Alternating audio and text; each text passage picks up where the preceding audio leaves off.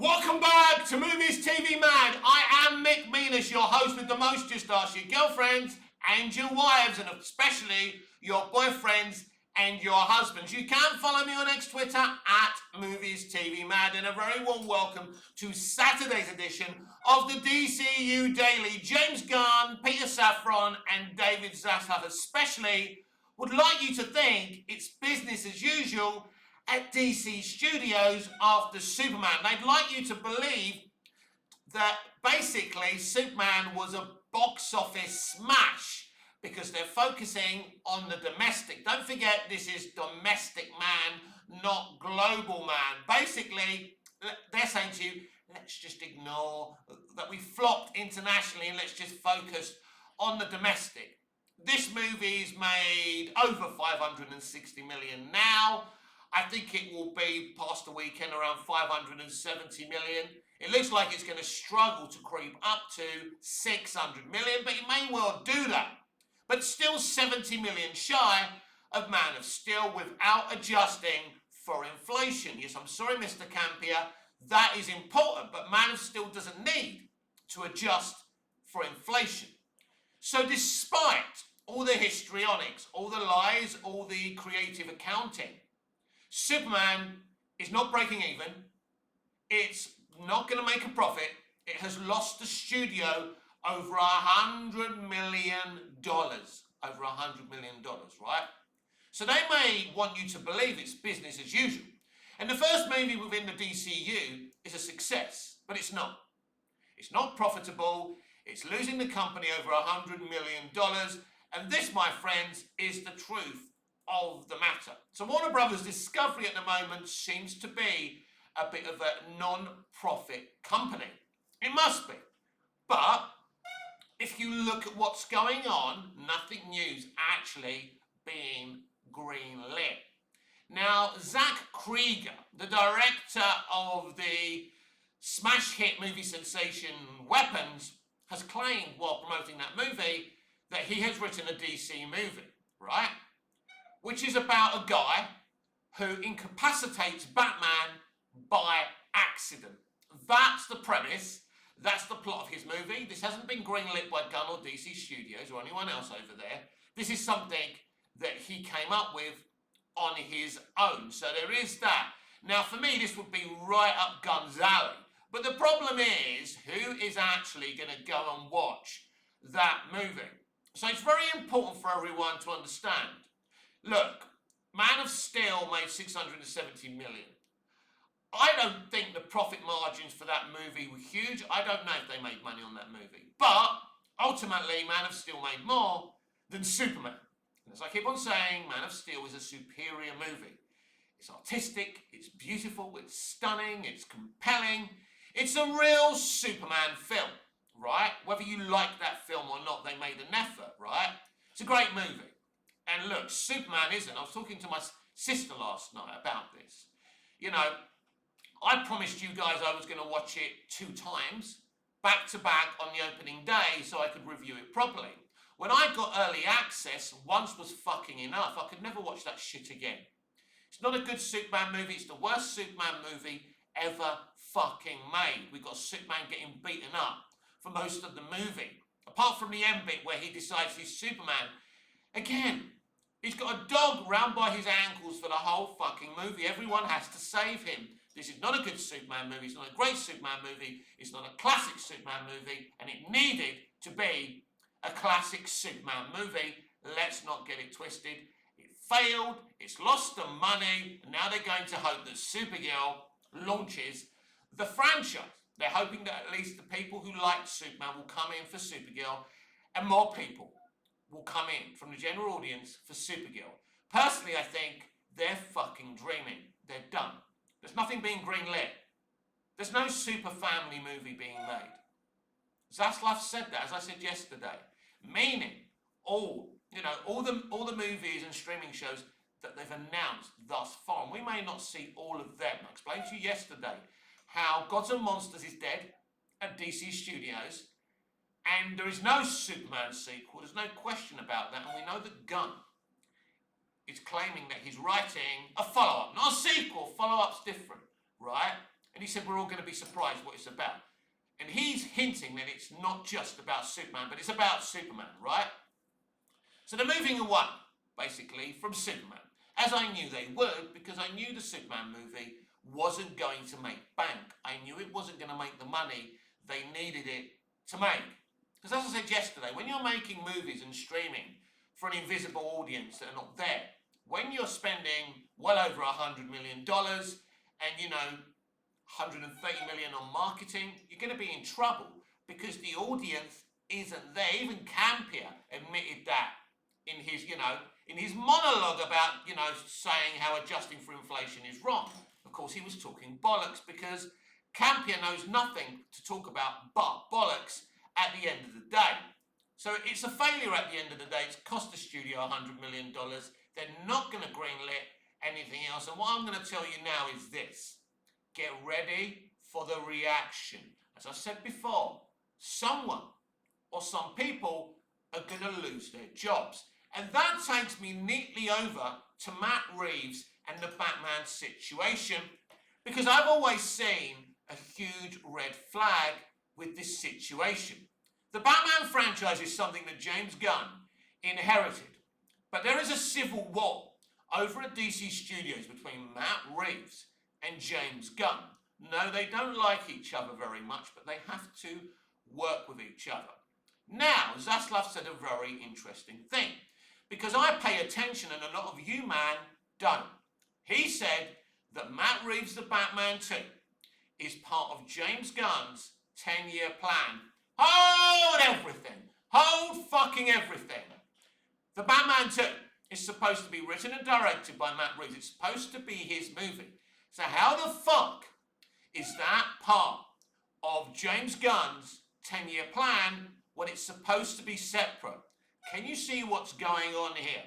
There was a rumour the other day that there would be a Robin introduced into Matt Reeves' The Batman 2. Now, Gunn came out and said not to believe these people. But that didn't sound like a denial, did it? He just said, don't listen to these people. What does that mean? Don't listen to them because they're speaking the truth? Is it a lie? I have no fucking idea. Now, in The Brave and the Bold, there's supposed to be a Damian Wayne, who's also a version of Robin. So you would have not only two Batmen, but two Robins, right? It's fucking ridiculous, right?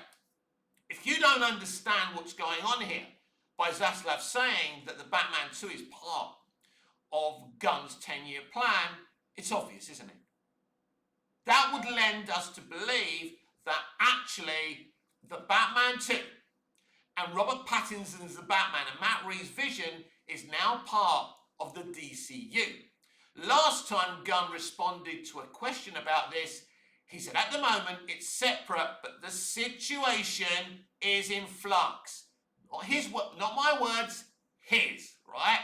The situation is in flux. What the fuck does that mean? That means it can change at any time.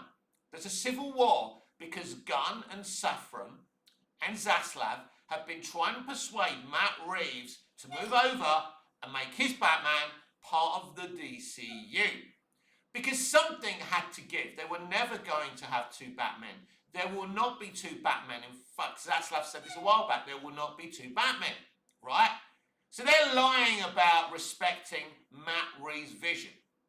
I think Matt Reeves has been persuaded to move on over to the DCU, right? Don't forget when they were trying to get Matt Reeves to take over Ben Affleck's The Batman. At first he was going to direct Ben's vision, and Ben was going to be moved aside as just an actor of that movie. And then Reeves said, I don't feel comfortable with this, it's not my vision. I have a vision for Batman, I don't want this, right?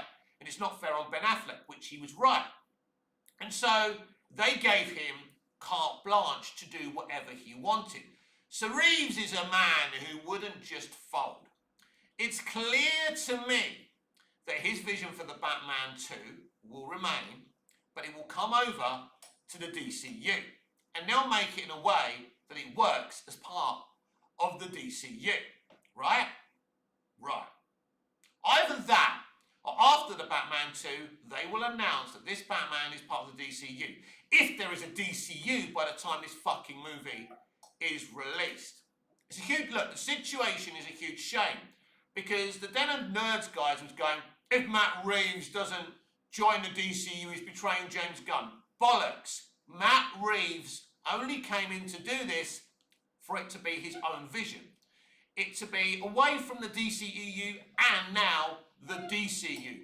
Matt Reeves is doing nothing wrong sticking by his principles, but I think he's become very, very flexible to the situation. And don't forget about my other prediction that Matt Reeves will replace James Gunn or Safran as co-CEO of DC Studios. But considering he's a creative guy, it could be that he's replacing Gunn, because it's a very, very interesting situation right now. As I said, Superman has lost 100 million for this studio. Zaslav is reactive, but they're trying to show a united front to the public. They're bragging about the domestic box office, but everyone at that studio knows, everyone at WB, the studio, and DC Studios, the logo, that's not really a studio, know that this is a disaster. This is not a good launch. It's an industry. It's not, it's not a charitable organization, Warner Brothers Discovery. They're in debt. They're on the verge of bankruptcy, and I think they are going to sell off this company, right? It's always been the plan, but they would have hoped that Superman would have made more money so they can sell the company for more money. But also Zaslav could sell DC separately, or he could sell Superman off separately, then Batman somewhere else. It's what happened to Marvel a few years ago, right? So this would be disastrous for DC. What we've seen this year with CBMs is they're not bringing in the cash, right? The only reason they were making so many CBMs is because Marvel were bringing in around $1 billion a pick, right? That isn't happening, even for Marvel, right? And I saw a video the other day claiming it is superhero fatigue. No, that's a cop-out. No. Maybe people are superhero fatigued now from the creative bankruptcy, so the reputation of all CBMs is going to be the same. But you can't convince me a written and directed The Batman 2 by Matt Reeves won't make $750 million plus even $1 billion, right? There's an interest in that series of movies, right? The Penguin was very, very successful. The numbers for The Penguin were very successful on Max, now officially back as HBO Max. Yes, it's a fucking clown show, I know. So there is an interest in Matt's franchise. So that proves there is no comic book movie fatigue. That's bollocks. That's an excuse to say we're not doing anything wrong. There's no, look, forget the fatigue thing, right? People are bored. As I said when they announced the DCU, they're bored of connected franchises. They want to see one creative get their vision, do a vision. Someone who loves these characters. Matt Reeves loves Batman. So he's got a vision of how Batman should be on the big screen. This is what we want.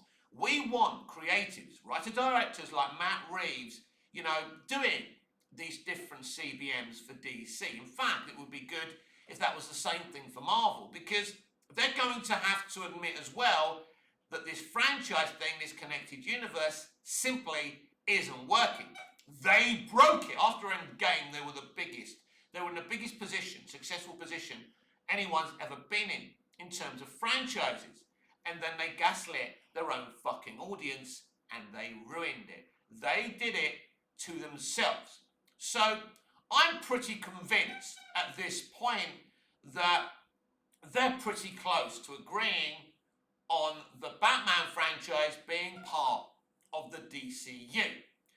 And no matter what Gunn says, forget what Gunn says. Gunn is a liar. You can't trust a word that guy says. Now, we heard a week or so ago on the Happy and Confused podcast that he said we would hear about his follow-up to Superman sooner rather than later. So what's he waiting for? I know Superman's still in theatres, but it's going to be gone now. What, by the end of next week, is it going to be gone, right? Probably, I don't know. Apparently, Superman's been given a few extra IMAX screens back in London and in Australia. Not that it's going to make a huge difference to the international box office. And I don't even know if that's true. That's what's crazy about the box office situation with Superman. We simply don't know what's true and what's not. But yeah, I would, if you love the Batman franchise and are very passionate about it staying separate to the DCU, yeah, be prepared for the Batman to be part of the DCU.